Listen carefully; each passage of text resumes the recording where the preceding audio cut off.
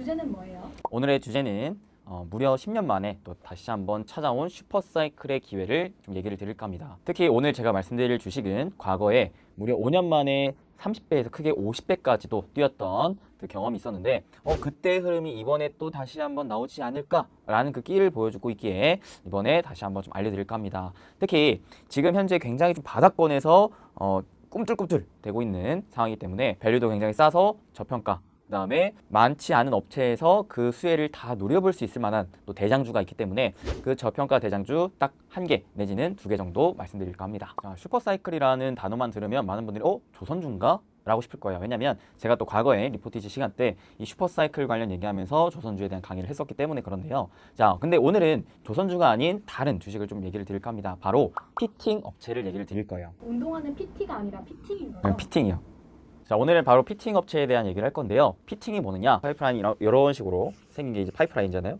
이렇게도 생기고, 이 파이프라인을 내가 이렇게 세로로 떨어지다가 가로로 전환시키려고 할 때 여기에 들어가는 게 바로 피팅이에요. 그래서 요 관이음새를 피팅이라고 부르는데, 요게 어디에 많이 들어가냐면 LNG, 그 다음에 석유화학 플랜트, 그 다음에 조선 이쪽에 좀 많이 들어가게 됩니다. 왜냐면 거기에 그만큼 파이프라인이 많이 들어가기 때문에 파이프라인이 많이 들어가는 만큼 요 관이음새도 많이 들어갈 수가 있겠죠. 그래서 요 피팅은 크게 두 가지로 분류를 할 수 있습니다. 주 배관인 용접용, 그 다음에 주 배관 내 흐름을 조절하는 개장용인데요. 아무래도 메인이 주 배관 용접용 피팅이기 때문에 오늘은 이쪽 관련 얘기를 좀 드릴까 합니다. 자, 제가 항상 강의할 때마다 우리 여러분들에게 투자하기 좋은 섹터, 좋은 산업, 좋은 주식을 어떻게 좀 찾아내는 게 좋겠냐라는 투자 포인트를 얘기를 할 때, 특히나 이런 슈퍼사이클, 즉 장기간에 계속해서 실적에 대한 상승이 나올 수 있을 만한 이러한 주식군을 어떻게 우리가 좀 찾아낼 수가 있겠느냐를 알려드릴 때, 크게 수요가 계속해서 많아져야 되고, 그 다음에 두 번째 공급은 그에 비해서 낮아져야 되는 이런 이슈가 붙었을 때야 비로소 우리가 투자하기 좋은, 특히나 슈퍼사이클들도 나올 수 있을 만한 상황이라고 얘기를 드렸습니다. 오늘도 마찬가지입니다. 이 피팅 산업, 자, 수요가 늘어나는 이슈와 공급이 타이트한 이슈가 더해져 있기 때문에 좀 주목을 해볼 수가 있지 않을까 말씀드릴 수가 있겠는데요. 첫 번째, 수요가 그러면 왜 올라가고 있느냐? 일단 우선적으로 이 피팅 업체가 뭐라 그랬어요? LNG나 이런 가스 화학 플랜트 이쪽에 많이 쓰여지기 때문에 보통 유가가 비싸졌을 때, 고유가인 상태에서 이렇게까지 원유를 많이 사? 그러면 우리가 생산량을 더 늘려버리자. 이 발전 기지를 더 많이 늘려가지고 이 유가를 사는 사람들에게 다 팔아버리자. 이러한 흐름이 나왔을 때 석유화학 플랜트에 대한 또 투자가 많아질 것이기 때문에, 그랬을 때 마찬가지로 피팅에 대한 수요도 같이 늘어날 수가 있기 때문에 보통 그 흐름에 따라서 수요가 늘어나게끔 되는데요. 과거 5년 정도 흐름에서 미국의 시엘가스가 워낙 붐을 일으키다 보니까 유가가 저유가 흐름으로 계속 이어졌었던 거예요. 이런 상황에서 야, 이렇게까지 유가가 싼데 우리가 굳이 생산을 늘려야 돼? 라는 흐름이 나오다 보니까 이 수요가 확 죽어버린 거죠. 이런 상황에서 코로나가 또 터졌기 때문에 가뜩이나 설비 투자를 했던 것들도 계속 이연되고 지연됐었단 말이죠. 자, 근데 이런 것들이 최근 흐름에서는 다시 흐름이 바뀌어가고 있다. 어떻게? 코로나로 인해서 지연됐었던 투자가 다시금 진행이 되기 시작했다. 왜? 사람들이 코로나에 대한 인식이 많이 낮아졌기 때문에, 공포감이. 두 번째로는 고유가 흐름이 최근에 단계적으로 좀 나와주고 있다. 왜? 일단 러시아 전쟁 이슈가 가장 또 대표적이었죠. 그로 인해서 원유에 대한 공급이 갑자기 단기적으로 타이트해졌기 때문에 고유가 흐름이 좀 이어지고 있는 상황입니다. 이러다 보니까 야, 이렇게 되면은 피팅에 대한 수요가 또 늘어날 수도 있겠는데? 라는 기대 심리가 좀 생길 수 있을 만한 지금 환경이 놓여졌다. 라는 것이고요. 가장 또 큰 건 뭐냐면, 제가 최근에 계속해서 강조를 드리고 있는 게 바로 탈세계화예요. 탈세계화에서 최근에 또 이슈가 됐었던 게 뭐였죠? 러시아 전쟁으로 인해서 유럽이 러시아에게 경제 제재를 가하면서 추가적으로 뭘 하려고 그랬어요? 러시아에 대한 에너지 의존도를 낮추기로 했습니다. 근데 당장 올해 겨울에 그럼 어떠한 에너지 씁니까? 러시아한테 에너지를 우리가 수입하지 않는다면요. 결국 그 수입해왔던 화석연료를 러시아가 아닌 다른 국가에게 일단 급하게 수입해와야 된다라는 거죠. 그거를 지금 실제로 유럽이 진행을 하고 있다. 어디에서? 미국에서. 어디에서? 중동에서. 러시아를 대체하기 위한 수입처를 지금 다변화하고 있는 상황입니다. 자, 이런 상황에 제가 하나 강조를 드렸던 게 뭐였죠? 러시아와 유럽은 거리가 가까웠기 때문에 파이프라인을 쫙 연결해가지고 PNG 방식으로 수입을 편하게 할 수가 있었는데, 거리가 먼 미국이나 중동한테 이제는 수입을 해와야 되는 유럽 입장이기 때문에 천연가스를 그대로 기체 상태로 수입을 하기에는 무리가 있다. 그래서 LNG 상태로 액화시켜서 좀 더 오래 보관할 수 있게끔, 좀 더 많이 보관할 수 있게끔 해서 수입을 해야 되는데, LNG 방식으로 수입을 하기 위한 LNG 운반선에 대한 수요가 그래서 늘어나고 있고, 또한 LNG 운반선 말고 뭐가 있냐면 LNG 터미널을 또 건조하려고 하고 있는 상황입니다. 그래서 크게 여러분들이 생각하셔야 될 게 뭐냐면 지금 결국에는 가장 중요한 포인트가 유럽이 원래는 러시아한테 화석연료를 계속 수입을 해왔었어요. 근데 이거를 끊어내려다 보니까 수입처를 다변화해야 되겠죠. 그래서 미국이랑 중동한테 수입을 해와야 되는데 얘네는 거리가 멀어서 LNG 방식으로 수입을 해야 됐었다. 이 LNG 방식으로 수입을 하기 위해서는 뭐가 필요했다? LNG 선박과 LNG 터미널 이런 것들이 필요했는데 자, 이런 것들을 위해서 또 필요한 게 뭐였다? 바로 파이프라인과 피팅이었다 라는 겁니다. 그래서 지금 이 전체적으로 봤을 때 피팅에 대한 수요가 확 지금 커지고 있을 상황이라는 겁니다. 이런 흐름이 단기적으로 끝날 만한 이슈는 아니겠죠. 자, 그리고 두 번째, 공급이 타이트해집니다. 왜? 아까 전에 뭐라 그랬어요? 저유가 기조가 한 5년 정도 이어졌었다. 미국의 셰일가스 때문에. 그럼에 따라서 피팅 산업이 돈이 안 되는 거예요. 돈이 안 되니까 많은 업체들이 떠나갔습니다. 아이, 나 이거 안 해. 안 해. 그러다 보니까 업체들이 이제 많지 않게 된 거예요. 특히 주 배관인 용접용 같은 경우에는 전 세계에 거의 4군데밖에 없다라고 보시면 되세요. 큰 업체 기준으로 봤을 때. 근데 중요한 건 그 4업체 중에서도 우리나라 업체가 2개나 돼요. 전체적으로 수요가 막 늘어나고 있는 상황인데 공급업체는 확 줄어들어가지고 4군데에서 논아 먹어야 돼요. 완전히 그냥 승자 독식 체계가 나와버린 거죠. 얘네가 그냥 과점하고 있는 거예요. 니나노. 돈 벌자, 이때가 내가 돈 벌 수 있는 저로의 타이밍이다. 그래서 수요가 많아지는 시장에서 공급이 타이트해져 있는 구간이기 때문에 요 몇 안 되는 업체들이 비로소 돈을 많이 벌 수가 있겠구나. 자, 그러면 과거에는 좋지 않았었던 흐름에서 이제야 비로소 10년 만에 찾아온 상승 사이클이 나올 수가 있기 때문에 바닥권에서 싼 종목들 큰 폭으로 올라가 줄 수가 있지 않을까라는 기대를 우리는 걸어볼 수가 있겠다. 그리고 또 아셔야 될 게 이 용접용 피팅은 석유화학, 정유가스 플랜트, 그리고 조선 해양 플랜트, 원자력 화력 발전 등 대규모 장치 산업향입니다. 그래서 각 플랜트별로 설계가 다 다를 수밖에 없어요. 왜냐하면 각각에 들어가는 파이프의 종류와 모양 이런 것들이 다 다를 것이기 때문에 거기에 따른 또 피팅도 모양과 종류 특징이 다 다르겠죠. 그래서 보통 주문 생산으로 이루어집니다. 이미 다 만들어 놓고 파는 게 아니라는 거예요. 고객사들이 이렇게 만들어줘 했을 때 오케이 내가 이렇게 만들어줄게. 만들었을 때 비로소 판매할 수 있는 이런 흐름으로 나오는 거기 때문에 뭐가 중요하느냐. 이 전방 산업의 흐름이 중요합니다. 자, 건설 산업과 조선 산업, 플랜트 산업의 전반적인 흐름이 좋아야 얘네가 흐름이 좋았을 때 비로소 피팅 업체한테 우리 이거 건조해야 되니까 이것 좀 우리한테 좀 팔아줄래? 이런 식으로 말이야. 라고 요청이 들어오면은 바로 그제서야 돈을 벌 수 있는 구조가 나온다는 거죠. 그래서 전방산업 흐름이 지금 좋은지 만지가 중요한데 최근에 조선, 건설 어때요? 수주가 꽉 늘어나고 있습니다. 전방산업의 수주가 늘어나는 만큼 자연적으로 피팅 산업의 수주가 많아질 수가 있겠고 그에 따라서 돈을 벌 수 있는 구조가 나올 수가 있기 때문에 뭐 과거 10년 전만큼 막 30배, 50배 이런 큰 폭의 상승은 구조적으로는 조금 힘들 수는 있겠지만 추세적인 상승은 그래도 충분히 기대할 수 있을 만한 흐름이 아닌가. 여기서 여러분들 하나 궁금하실 거예요. 야, 이렇게 그러면 큰 수요 시장이 나왔는데 지금 단 4곳밖에 없다 하더라도 다른 업체들이 야, 돈 된다 하면서 막 우후죽순 또 들어오면서 공급이 많아지는 거 아니에요? 라는 우려도 충분히 하실 수가 있는데 그런 걱정하지 않아도 된다. 왜냐면 피팅 업체의 경우 굉장히 초기 비용이 많이 들어요. 초기 생산 설비를 늘리는 데 있어서 비용이 좀 많이 들기 때문에 기술력과 비용이 높은 시장, 즉 진입 장벽이 높은 시장이기에 새로운 업체들이 쉽사리 뛰어들지 못하는 시장이라는 겁니다. 그래서 기존 업체들 이 4군데가 거의 계속해서 1, 2년간은 독식할 수 있는 체제가 나오지 않을까라고 싶은 겁니다. 그러면 우리나라 대표 업체가 어떤 거예요? 4군데 중에 2군데가 있는데 크게 성광밴드랑 태광이라는 업체가 있어요. 근데 이 성광밴드, 태광 두 업체 중에 사실 피팅 업체의 전 세계 글로벌 1위라고 볼 수 있는 전문 회사는 태광이에요.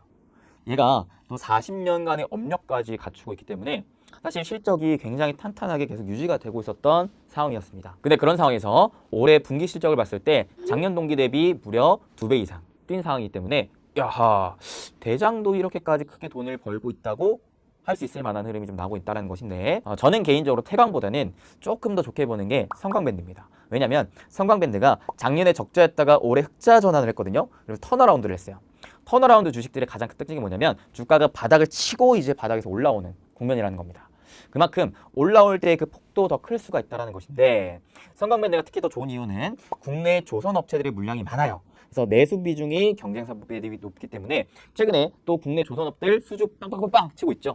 그런 상황에서 직접적으로 수혜를 받을 수 있을 만한 애가 태광보다는 상대적으로 성광밴드다. 특히 국내 시장을 성광밴드랑 태광이 양분하고 있는데 거의 6대4 정도로 성광밴드가 많이 차지하고 있기 때문에 국내 시장에서는 아무래도 성광밴드가 좀 더 부각을 나타낼 수가 있겠다 싶은 거죠. 그래서 성광밴드랑 태광은 규모랑 납기 대응력, 품질, 기술력적인 측면에서 거의 세계 최고 수준을 지금 만들어가고 있기 때문에 경쟁력까지도 좀 확보한 상황이다라고 생각하시면 될 것 같습니다. 그리고 또 좋은 건 지금 금리 인상 국면이기 때문에 많은 분들께 제가 말씀드렸습니다. 부채가 높은 기업은 웬만하면 투자하지 마셔라. 그리고 현금성 자산이 높은 기업이 정말 좋은 기업이다 라고 말씀드렸는데 이 두 기업 모두 다 지금 순차익금 모두 순현금 상태입니다. 그래서 재무 리스크가 전혀 없다라고 보시면 되겠고 그 다음에 경쟁에 따른 수익성이 악화될 원인이 없다. 왜? 아까 말씀드렸다시피 진입장벽이 높아서 계속해서 과점을 할 수 있을 만한 국면이거든요. 마지막으로 전방 산업의 수주를 확인해 봤을 때도 조선과 건설에 대한 수주가 계속 늘어나고 있기 때문에 특히나 중동을 중심으로 늘어나고 있기 때문에 앞으로의 추세적인 상승을 충분히 기대해 볼 수가 있겠다. 근데 이러한 흐름에 따라서 사실 단기적으로 주가가 좀 오르긴 했어요.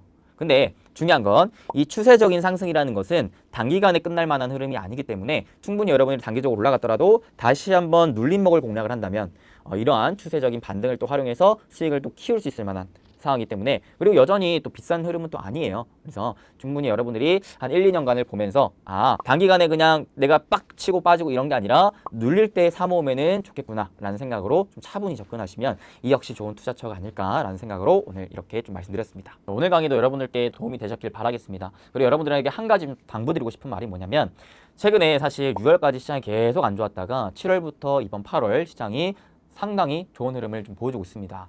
자, 이럴 때 여러분들 더 조심하셔야 됩니다. 왜냐면 사실 단기 과열 장세에서 많은 분들이 야 진짜 이거는 위기 끝에 기회가 왔구나 라고 섣불리 판단하고 섣불리 또 추격 매수할 수가 있거든요.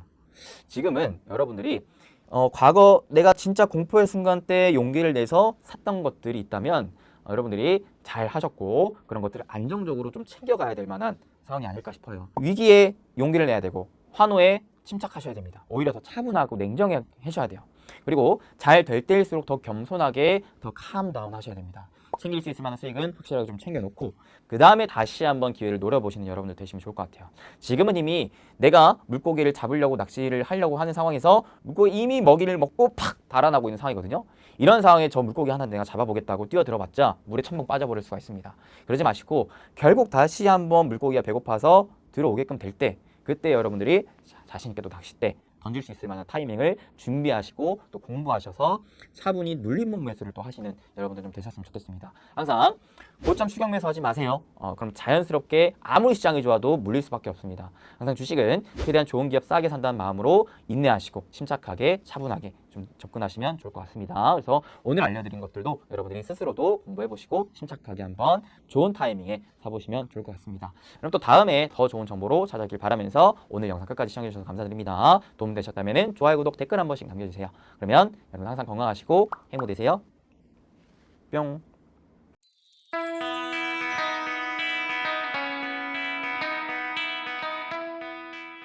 오늘의 주제는 뭐 저랑 또 큐피디님 뿐만 아니라 다수의 2030들이 과연 어떠한 재테크에 열광하고 있는지 그런 부분을 좀 말씀드릴까 합니다.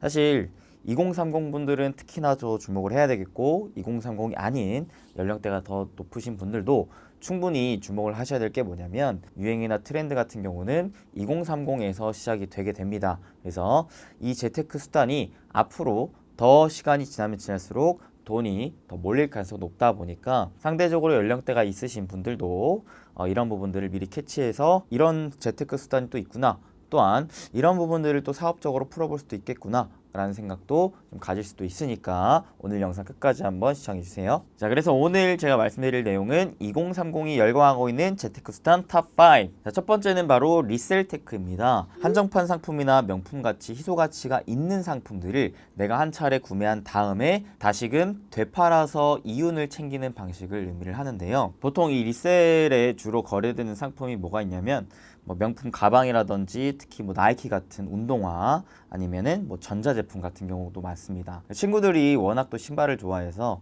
나이키 한정판 같은 경우 뭐 응모를 해서 살 수 있을 만한 기회가 오면은 항상 또 단톡방에다가 링크도 공유해주고 하거든요. 그만큼 최근에 이 MZ 세대, 즉 2030 세대들이 리셀테크에 굉장히 큰 열광을 좀 하고 있는 상황입니다. 그러면 MZ 세대들이 왜 이렇게 리셀테크에 주목을 하고 있을까요? 사실 장점이 굉장히 많습니다. 첫 번째로는 투자에 대한 리스크가 거의 없다라는 거예요. 그 다음에 두 번째는 투자 자금이 많지 않아도 된다라는 겁니다. 단돈 몇만 원만 있어도 가능한 상품들이 있죠.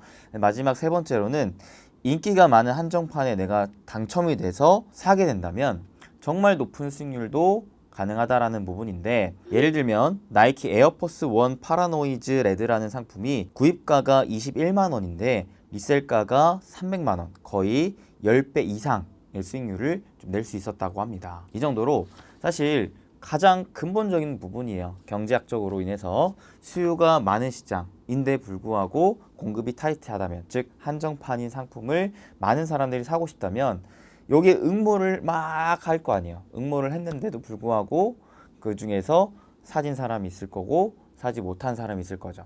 근데 그 중에서는 분명히 나는 이거를 쓰고 싶어서 사려고 하는 사람들도 많았을 건데, 쓰고 싶은데 실질적으로 당첨이 안 돼서 사지 못하는 사람들이 그 당첨이 돼서 산 사람들한테 더 높은 가격을 부르면서 사게 된다는 겁니다. 그래서 이 리셀 시장이 굉장히 다방면으로 좀 커지고 있는 상황인데요.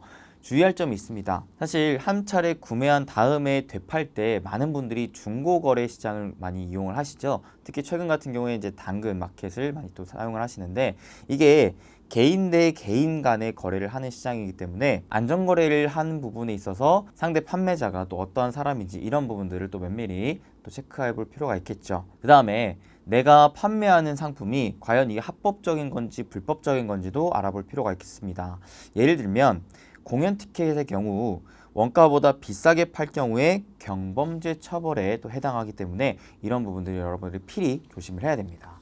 사실 리셀 테크 같은 경우 저도 몇 차례 시도를 해보긴 했어요. 근데 제가 참 이런 운이 없어가지고 당첨이 잘 안 되긴 했습니다. 하지만 당첨만 된다면 분명히 내가 구매한 가격보다는 어느 정도 인기 있는 상품의 경우에 충분히 더 비싼 값에 판매할 수 있을 만한 판이 깔리는 시장이기 때문에 당첨 확률은 낮지만 소잡은 무위험 투자라는 장점을 가진 투자이기 때문에 여러분들도 한 번쯤은 시도해보는 것도 괜찮겠다라고 말씀드리고 싶습니다. 자, 그 다음에 두 번째는요, 아트테크입니다. 예술작품이랑 재테크를 합친 용어라고 볼 수가 있겠죠. 즉 예술작품을 구입한 다음에 시간이 좀 지나서 이 작품에 대한 가치가 높아졌을 때 작품 저작권료와 그 매매 차익으로 수익을 내는 투자 방식을 의미를 합니다. 자, 그러면 그 작품을 어떻게 살까요? 크게 이제 세 가지 방법이 있는데, 첫 번째로는 작가에게 직접 연락을 취하는 방식입니다.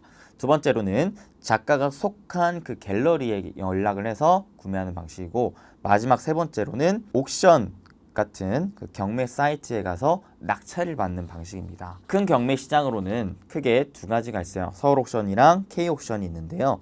온라인으로 미리 보기를 무료로 보고 직접 찾아가서 작품도 볼 수 있는 또 장점도 있기 때문에 미리 보고 내가 작품을 좀 골라서 경매에 참여할 수 있는 좀 방식으로 여러분들이 좀 생각하시면 될 것 같습니다. 사실 아트테크가 또 인기가 많은 이유는요, 우리 생활 공간, 집이라든지 뭐 사무실 같은 공간에 예술 작품을 두고 감상을 할 수도 있고 작품 저작권까지 소유할 수 있는데, 여기에 또 부가적인 수입까지 또 창출할 수 있기 때문에 일석이조의 흐름을 누릴 수 있을 만한 대표적인 또 재테크 수단이다 라고 설명할 수가 있을 것 같습니다.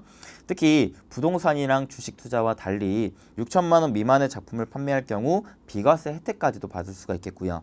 구매 시에도 별도 세금이 부과되지 않는 장점이 있기 때문에 이러한 세금에 또 민감한 또 부자들 같은 경우에서는 아트테크에 굉장히 또 강하게 또 뛰어들고 있다라고 생각하시면 될 것 같습니다. 네, 마찬가지로 이 아트테크에도 주의사항이 있는데요. 아무래도 미술품의 그 가치를 알아보기 위한 눈이 좀 필요하죠.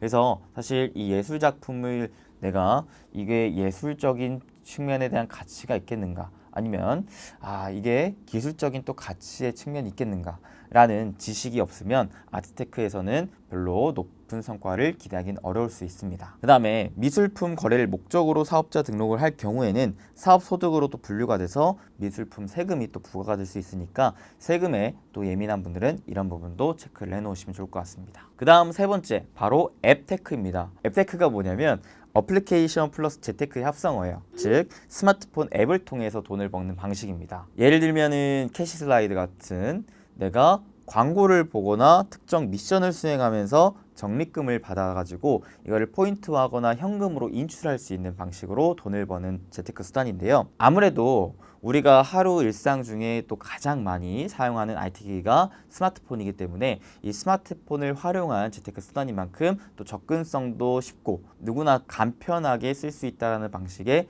수단이기 때문에 굉장히 또 MZ 세대에게는 핫한 재테크 수단이 아닐까 싶습니다. 사실 앱테크는요, 직장인분들에게 또 특히나 인기가 많아요. 직장 일을 하면서 옆에 스마트폰 두고 계속 광고 보기 클릭을 하면서 계속 포인트를 누적해서 쌓아가시는 분들이 또 많더라고요. 워낙에 또 접근성도 쉽고 또 간편하다 보니까 이쪽 측면에도 많은 분들이 좀 뛰어들고 있는 것 같은데, 근데 또 하나 주의사항이 있습니다. 어플리케이션을 기반으로 돈을 버는 구조이기 때문에 신뢰성이 있는 어플리케이션이 있느냐 이런 부분들을 좀 봐야 되는데, 이게 왜 그러냐면 좀 악성 어플리케이션 같은 경우에는 그 가입하는 절차에 따라서 우리의 개인정보들을 무단 도용하거나 쉽사리 쓰는 또 어플리케이션도 몇몇 있기 때문에 굉장히 또 주의가 필요하다라고 좀 설명을 드릴 수가 있겠고, 그렇기 때문에 더더욱이 많은 사람들이 쓰고 있는 어플리케이션 위주로 쓰는 게 좀 안전하겠다라고 설명드릴 수가 있겠습니다. 그 다음 네 번째는 조각 투자인데요. 여러 명의 투자자가 하나의 자산에 공동으로 투자해서 소유권을 조각처럼 쪼개 갖는 투자라고 생각하시면 될 것 같습니다. MZ세대는 아무래도 자산 축적 기간이 짧기 때문에 부동산 투자 같이 전통적인 재테크 수단을 통한 수익 창출이 현실적으로 어렵죠.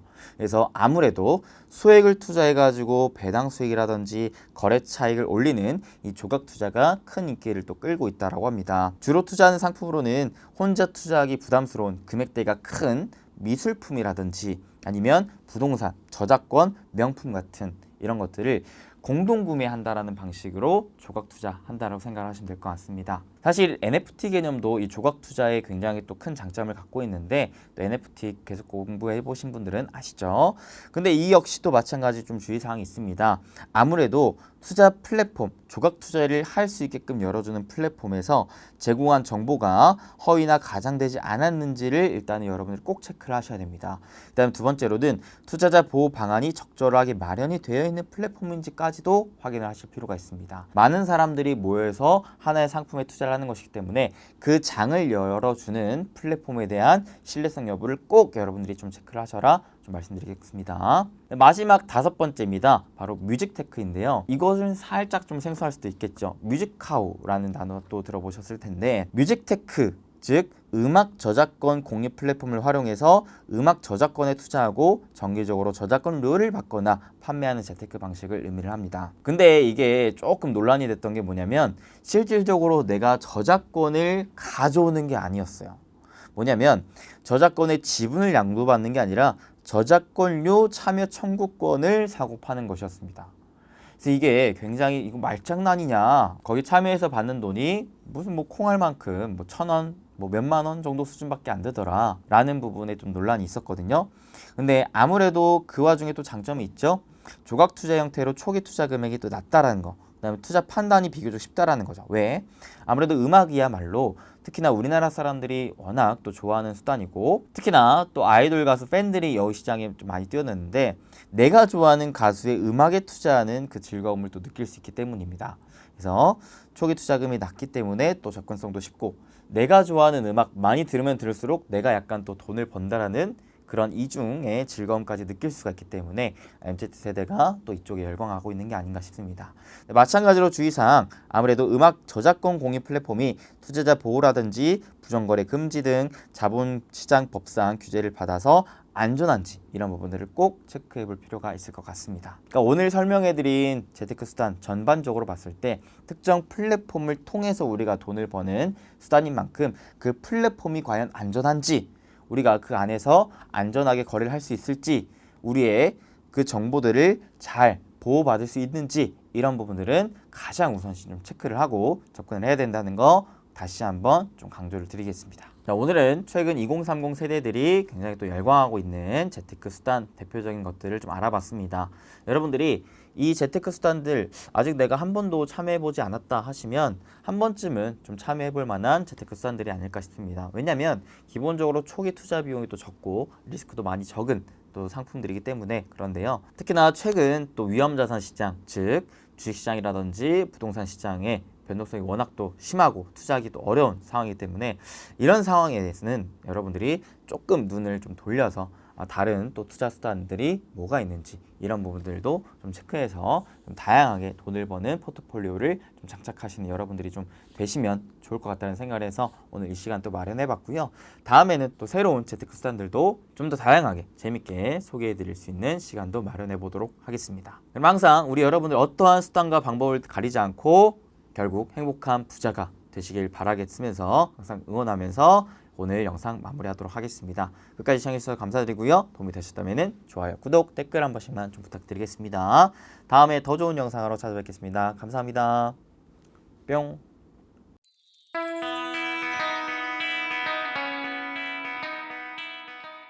바이든의 인플레 감축법으로 인해서 미국 내 전기차 보조금에 대해 한국의 기업들이 상당히 불리한 조건을 갖추었다는 기사들이 많이 나옵니다. 자, 실제로 이 기업들이 과연 정말 안 좋을지, 그리고 이 인플레 감축법의 진짜 맥이 수혜주가 무엇인지 오늘 영상에서 모두 풀어드리겠습니다. 이 인플레 감축법에 대한 문제점들과 그리고 이것들에 한국 기업들이 현재 어떻게 대응을 하고 있는지에 대해서 여러분들이 아마 쉽게 알 수 있을 거라고 생각됩니다. 자, 인플레 감축법에 진짜 제가 수혜주라고 했습니다.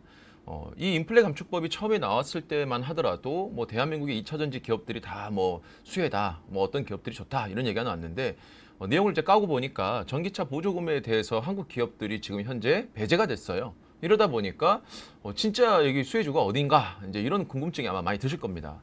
특히나 2차 전지에 대해서 투자하신 분들이라면 필수적으로 이번 내용을 확인해 보시는 게 좋을 것 같아요. 자, 이 인플레 감축 법안에 대해서 실질적으로는 미국 내에 이제 후반에 나올 겁니다. 이따 나오겠지만 미국의 어떤 이런 법안들이 나오게 되면은 많은 사람들이 미국의 전체 미국이라는 시장이 이렇게 될 것이다라고 생각하는 분들이 많은데 사실 이 인플레 감축 법안의 실질적인 주도한 기업이 어디냐? 바로 GM이에요.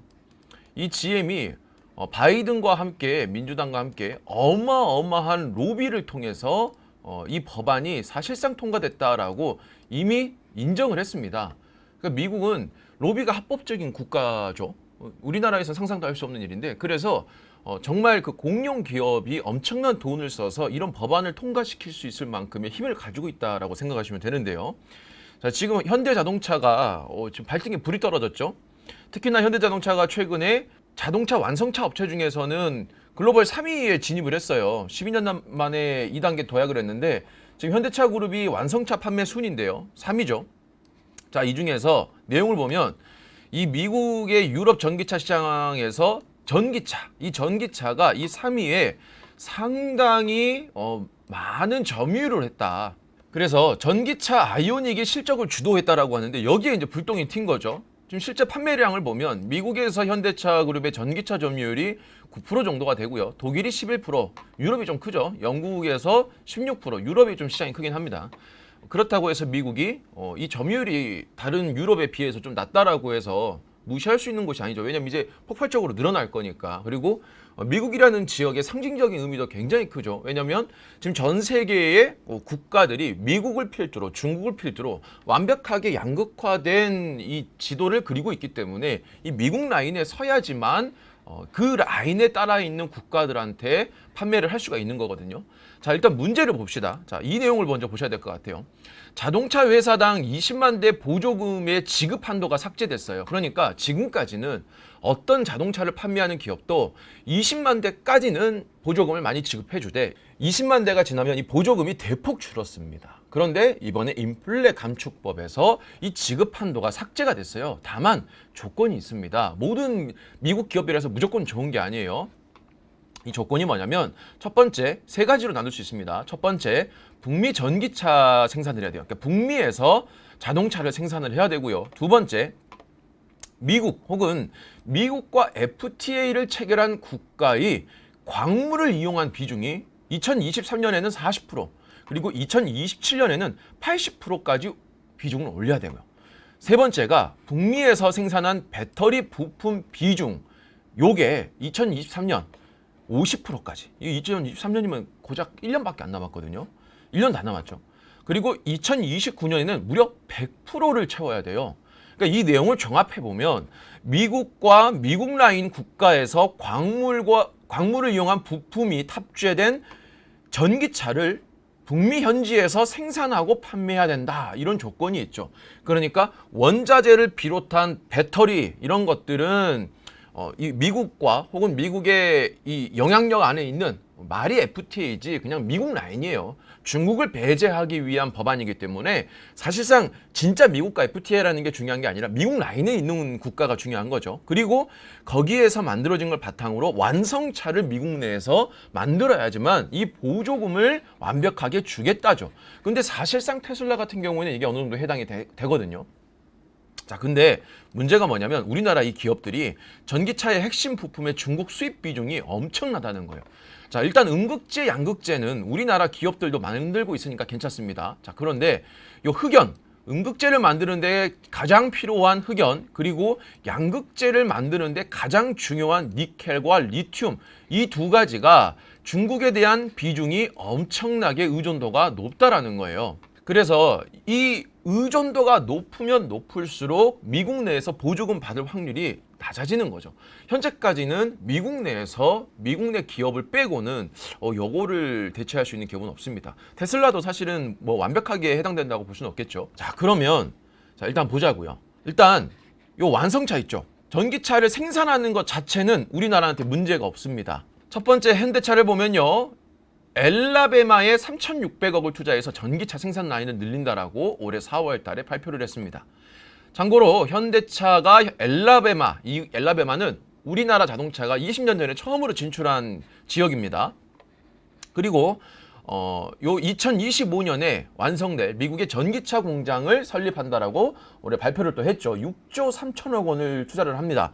그래서 미국의 조지아주에 있는 곳에다가 연간 30만 대 규모의 전기차 생산 거점을 만든다라고 했고요. 자, 요 공장이 가동되면 엘라베마 공장 가동 2005년, 20년까지는 안 됐네요. 이제 2005년, 거의 20년이죠. 이게 완성차 요 조지아주가 2025년에 완공이니까 그때 기준으로는 딱 20년이 됩니다. 그래서 이때 이후로 순수 전기차만을 생산하는 완성차 공장이 처음으로 만들어지는 거죠. 그리고 전기차 공장 인근에 배터리 셀 공장도 짓습니다. 배터리를 안정적으로 조달하기 위해서인데, 그럼 다시 앞으로 돌아가 볼게요. 자, 그러면 전기차 생산은 문제가 없어요. 당장의 문제는 있겠지만 2025년만 되더라도 이 문제는 해결이 되는 거고, 배터리 부품 비중도 요것도 지금 배터리 셀 공장을 지으니까 문제가 없네요.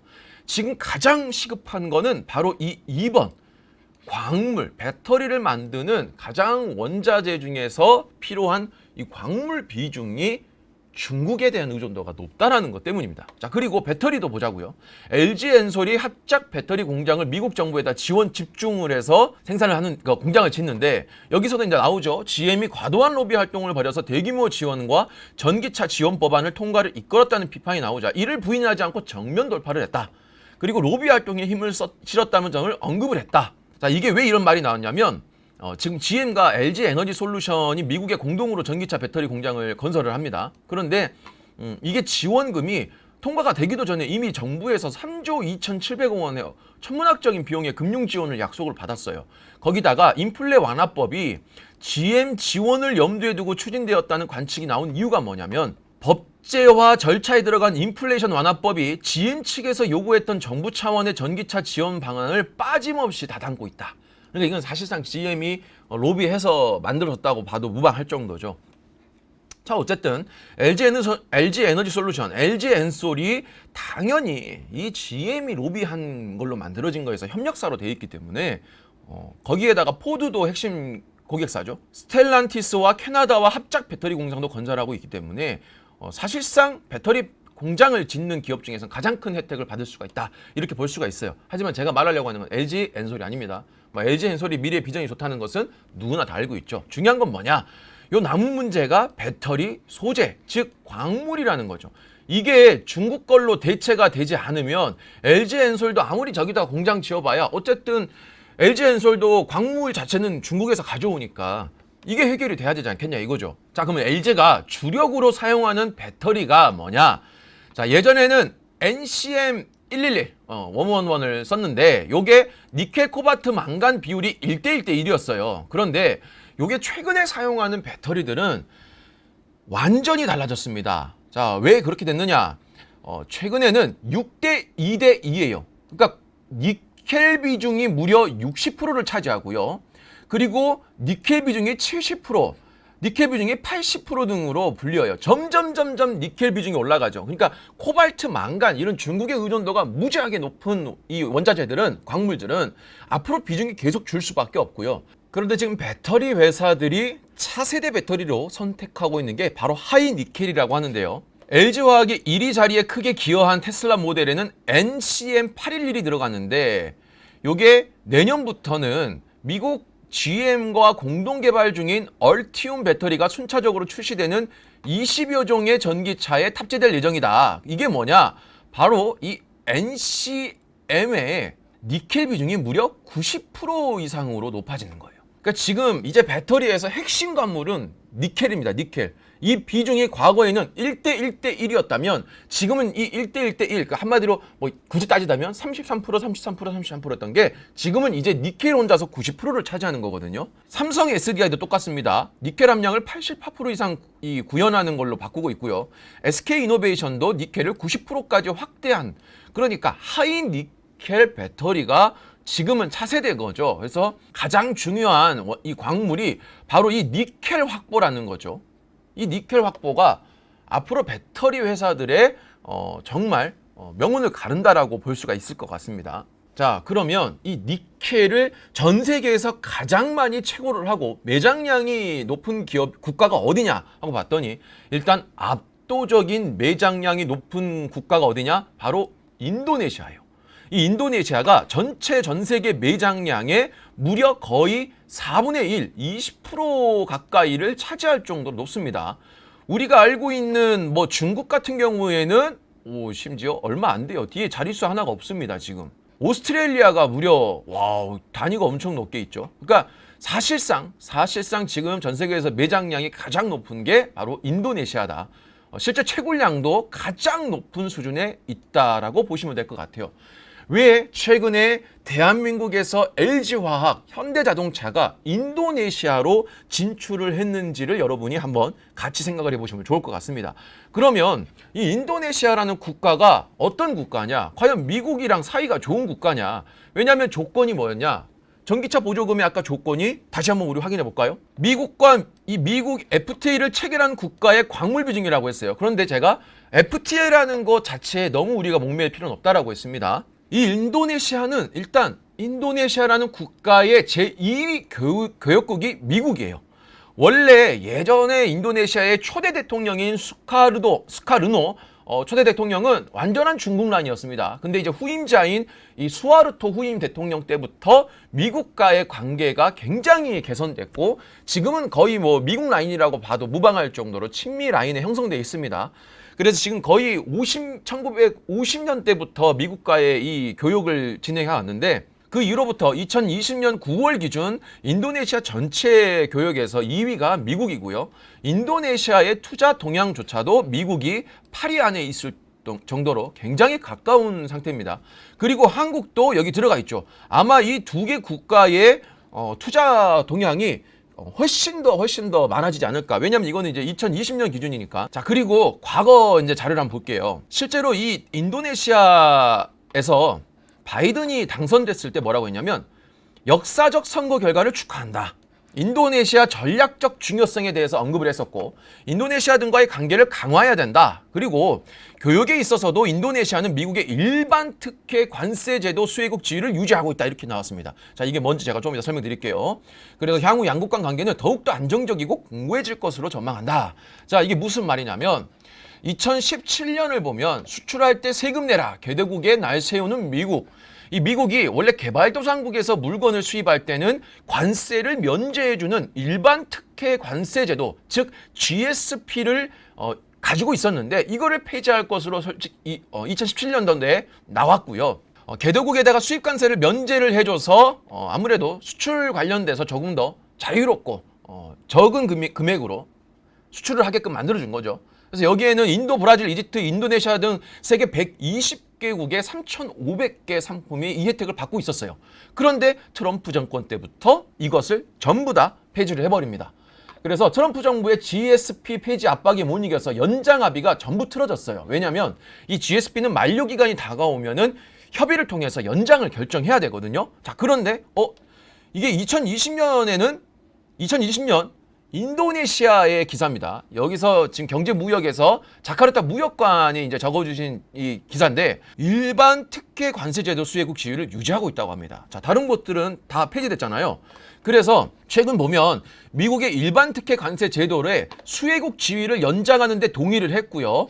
인도네시아는 아무런 변동 없이 GSP 수혜국 지위를 유지하고 있는 유일한 국가다. 자, 이것만 보더라도 지금 미국과 인도네시아의 이 관계, 밀월 관계가 얼마나 가까운지 우리가 알 수 있습니다. 다르게 말하면 이 인도네시아가 그만큼 미국한테 중요한 위치에 있고 미국은 그와의 관계를 위해서 상당히 많은 특혜를 주었다라고 볼 수가 있겠죠. 그러면 이런 관계를 만들었으면 인도네시아를 키워야 되지 않겠냐 이거죠. 자, 게다가 지금 미국이 주도로 하는 인도태평양 경제 프레임워크 IPEF에 출범을 했는데 바로 이 안에 인도네시아가 들어가 있습니다. FTA라는 거는 국가와 국가 간의 직접적인 무역 협정인데 이 IPEF, FTA가 아닌 이런 것들은 다자간이에요. 그러니까 과거 FTA보다 훨씬 더 많은 이 분야를 훨씬 더 완화된 규제로 인해서 거래를 할 수가 있는 거죠. 그러니까 사실상 FTA하고는 큰 차이가 없어요. 그리고 미국이라는 게 지금 예를 들어서 미국이 오커스 그리고 쿼드 이 안보 협의체를 만들고 경제에서는 IPEF를 출범한 이유가 뭐냐? 바로 모두 다 중국을 견제하기 위해서, 중국을 배제하기 위해서 만든 거예요. 이 안에 있는 국가들은 전혀 FTA하고 다를 바가 없다라고 하는 거죠. 그리고 자 보시면 한국, 일본, 호주, 인도네시아 그리고 이 미국 주도의 경제 협력 체제라고 하는 이제 인도태평양 여기에 들어가 있는 게 이제 여기 RCEP에 같이 들어가 있는 게 이 가운데 국가입니다. 자, RCEP 중국이 주도한 거에 들어가지 않은 데가 또 인도가 있죠. 근데 생각해 보세요. 오커스, 쿼드 이 모든 게 다 호주, 인도, 일본이에요. 그러니까 사실상 미국이 가장 가까운 라인으로 형성하고 있는 게 이 인도태평양 IPEF에 다 들어가 있다. 그리고 이 인도태평양의 경제 프레임워크가 13개국인데 여긴 중국이 들어가 있지 않죠. 자, 여기에는 중국이 들어가 있습니다. 왜? 중국이 주도한 거니까. 자, 거기다가 인구도 25억 명으로 가장 크고요. 이 중국이 빠졌지만 중국 이외에 인도네시아, 말레이시아 이 인구가 어마어마하게 큰 개발도상국, 신흥국들이 많이 있죠. 그리고 GDP도 34조 6천억 달러 압도적이고요. 한국과의 교육 규모도 물론 여기가 더 크긴 하지만 40% 수준으로 충분히 시장을 대체했을 수만큼의 크다. 물론 한국은 여기도 들어가 있고 여기도 들어가 있습니다. 자, 여기도 이제 들어가려고 하는 거죠. 자, 그래서 IPEF를 참여하려고 했던 현 정부의 가장 큰 이유가 뭐냐면 한국이 취약점을 보였던 반도체 에너지, 여기 광물 있죠. 광물 소재 부품 장비의 공급망에 대한 영내 협력을 강화하고 안정화를 도모할 수 있다. 개별 국가 간의 무역에서는 이게 이제 FTA를 얘기하는 거죠. 무역 협정에서는 국제 규범이 있지만 공급망에는 별도의 규칙이 없다. 그리고 이 규칙을 만드는 과정에서 한국 정부가 목소리를 많이 반영할 수 있다. 왜? 초기 출범할 때 들어가 있던 국가고 특히나 미국과의 아주 가까운 이런 경제 프레임의 협력을 하고 있기 때문에 사실상 우리가 뭐 손해를 더 보냐 안 보냐가 중요한 게 아니라 그만큼 우리의 입지가 커질 수가 있는 거죠. 뒤늦게 참여하기로 하는 CPTPP, 그러니까 과거 미국이 주도했던 TPP에서 미국이 탈퇴하고 일본이 다시 주도를 한 CPTPP는 대부분의 규범이 이미 정해졌기 때문에 한국의 특성을 반영하기 어렵다. 이렇게 얘기를 했죠. 그래서 사실상 우리한테 중요한 거는 CPTPP가 아니라 IPEF다. 그리고 실제로 일본이 미국한테 여기 좀 가입해줘 그랬더니 미국이 하는 얘기가 야 그거 너무 오래돼가지고 지금 시장에 전혀 맞지 않아 하고 단칼에 거절을 해버렸습니다. 현재 이런 상황에서 가장 중요한 기업이 저는 어디라고 보느냐, 이게 바로 포스코 케미칼이에요. 야, 이 포스코 케미칼 엉덩이 진짜 무거웠어요. 다른 2차 전지 기업들이 혼자서 막 다 이 소재들이 기업들이 날아갈 때 얘만 혼자서 엉덩이 무겁게 있었어요. 최근에 이제 한번 날아올랐죠. 왜? GM에다가 포스코 케미칼 역대급 규모의 단일 계약을 체결했기 때문인데, 야, 이것 때문이 아니에요, 여러분. 자, 이것 때문이 아닙니다. 앞으로 우리가 이 기업을 눈여겨봐야 되는 이유가 있어요. 자, 이 기사를 한번 보시죠. 최정우의 선견지명. 사실 이 포스코 케미칼이라는 기업을 분석을 해보면 다른 기업들이 열심히 중국과 가져와가지고 생산해가지고 판매를 열심히 늘려서 매출액과 영업이익을 한창 늘릴 때 포스코 케미칼은 그 다른 기업들이 자기들을 추월해서 나갈 때까지도 영업이익이 그렇게 안 커졌어요. 계약도 뭐 뜨뜨미지근하고 시장 점유율도 자꾸 떨어지고. 근데 얘네가 뭘 하고 있었느냐? 바로 탈중국을 지속적으로 만들고 있었다는 거죠.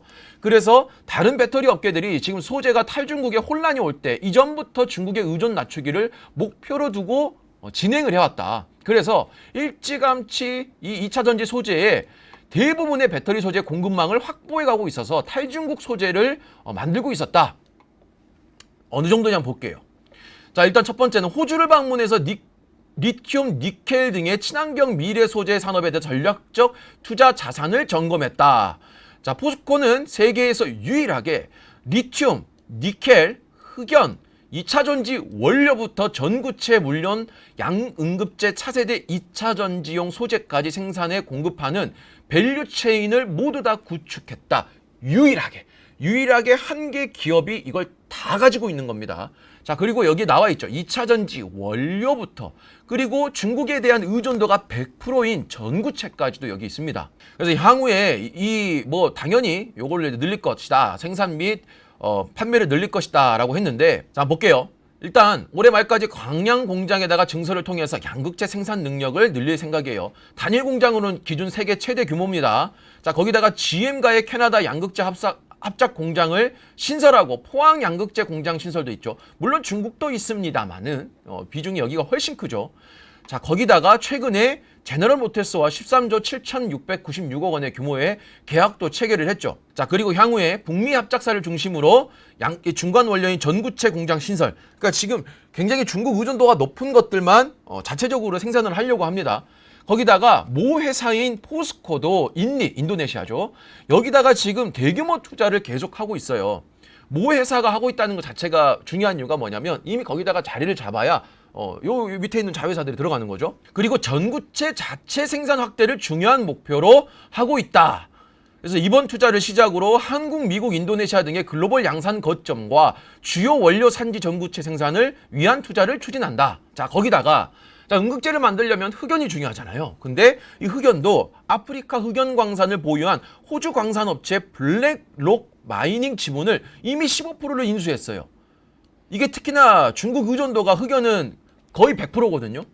이 100%를 이미 호주에다가, 자, 호주는 또 미국과의 말할 필요도 없죠. 굉장히 가까운 국가죠. 그래서 이 흑연 조달처를 더 오히려 확장을 하고 있고요. 중국의 아닌 곳에서. 자, 거기다가 리튬. 아까 니켈, 리튬이 제일 중요하다고 했죠. 자, 리튬 광산도 지금 필라바 미네랄스 공식 합작 투자 계약을 맺고 수산화 리튬 국내 생산을 준비하고 있대요. 여기도 어디? 호주입니다. 자, 그래서 지금 가장 의존도가 높은 리튬과 흑연에 대해서 자체적으로 이미 다 공급망을 형성해 놨다는 거예요. 지금 다른 소재 기업들은 이제 발등에 불 떨어진 거죠. 자, 거기다가, 자, 그러면 니켈이 제일 중요하잖아요. 니켈은 어디서 확보할 건데, 아까 니켈 제일 많았던 데가 인도네시아였죠. 제가 인도네시아도 미국의 관계를 또 설명을 드렸잖아요. 자, 이 인도네시아에 대규모 투자가 이루어지고 있어요. 특히나 이 LG 에너지 솔루션과 현대차가 인도네시아에 진출을 해서 2020년부터 지금 했던 게 그랜드 패키지 프로젝트라고 해서 무려 규모가 10조 원이 넘는 거를 하고 있는데 사업 기간이 2021년부터 5년간입니다. 그래서 여기에 지금 가 있는 게 LG 컨소시엄 인리 배터리 사업 계획에서 LG 에너지 솔루션, LG 화학, LX 인터내셔널, 포스코, 화유 코발트가 들어 있어요. 자, 포스코 아까 전에 말씀드렸죠. 자, 인도네시아는 국영 광산 기업이 들어가 있어요. 이게 어디? 니켈 기업 안탐.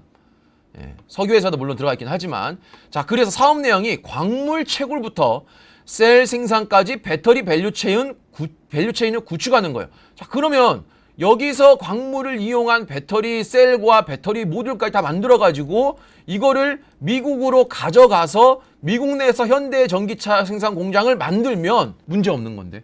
그렇지 않아요? 그래서 지금 순순히 어떻게 되느냐? LG엔솔이 현대차하고 배터리 셀 공장을 지금 지었고요. LG엔솔이 현대모비스하고 해서 모듈 공장을 또 지었고요. 현대차는 이미 내연기관과 전기차 공장을 완공을 해서 생산이 들어갔습니다. 제가 과거에 현대자동차가 올해부터 좋아집니다. 올해부터 여러분들 현대자동차 기아 눈여겨보십시오 라고 방송을 몇 차례나 찍어드렸었죠. 그게 다 이거와 관련이 돼 있었던 거죠. 자, 오늘 영상은 여기까지 하고요. 긴 시간 끝까지 들어주셔서 너무 감사드립니다. 우리 시청자 여러분들의 무궁무진한 건승을 기원하겠습니다.